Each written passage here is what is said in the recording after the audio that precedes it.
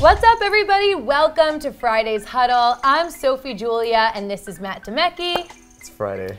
So we're going to chat about a few topics today. First is a question from one of today's stories.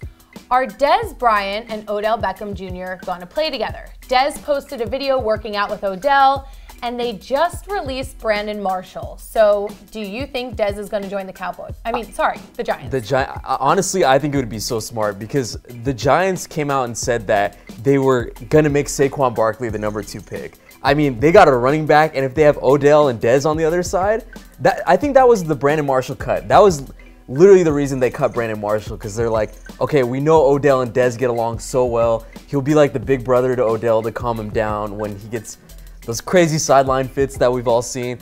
Honestly, I think it would be a perfect fit. And he stays in the NFC East, so he can play Dallas twice a year.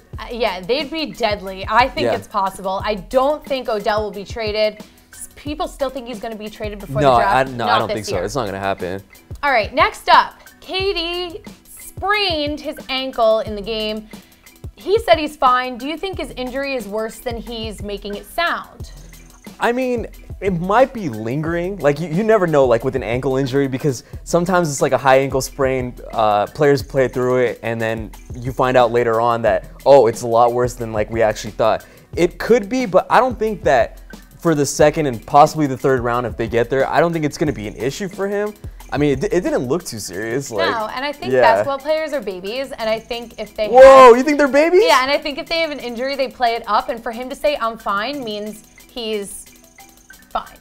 I don't think they're babies, They are babies compared to hockey players. And do you think that they can beat the Pelicans in the second round without Steph Curry? Okay, like, let's say they both sweep them, which it looks like they're probably going to do. Honestly, I think the Pelicans are going to be a really tough match, because especially that Steph Curry, we don't know if he's going to be ready the first 2 games of the series possibly. And I mean, I don't know who's going to guard Anthony Davis. Drew Holiday's balling out right now, so you don't know. I think it's going to go probably 6. Like, a lot of people would be surprised, but I think the Pelicans could push them. Well, thank God, because we need a competitive matchup. The first round of the NBA is like, boring. But I think they're going to have a really tough road ahead without Steph, especially if they get to Houston. Yeah, I mean, people are sleeping on the Pelicans playing the Warriors because they're like, Warriors is going to sweep them next round. But that's going to be a really, really good series, probably 6 or 7. So we think the Warriors have to start worrying right now. If Steph doesn't come back the first game of that series, I would worry a little bit. Yeah, I agree.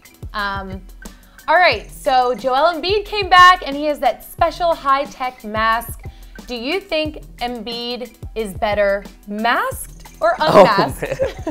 I mean, like, seeing Joel Embiid last night, I think, like, the whole mask thing, I thought it was cool because it was, like, his comeback in the playoffs. Like, I think he played with a little bit more of an edge.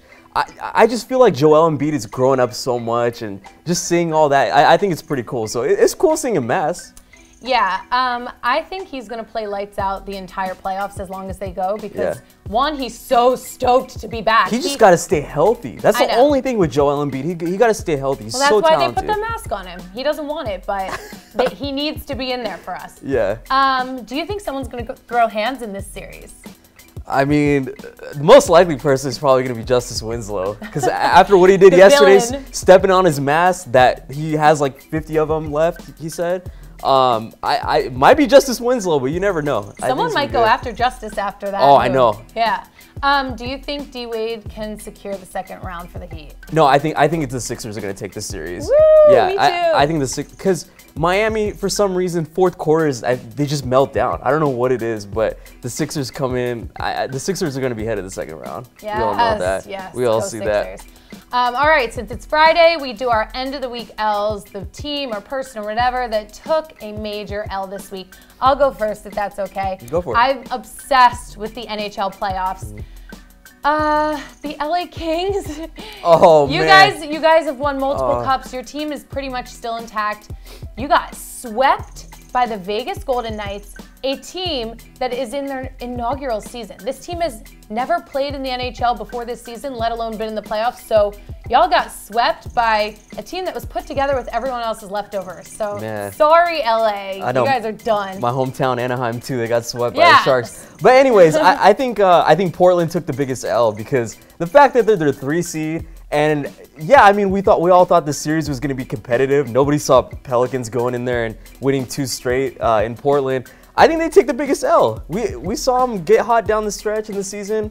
It looks like it doesn't matter now. So. Yeah. All right, that's a good one, Matt. Well, thank you guys so much for tuning into the Huddle this week. We'll see you guys on Monday.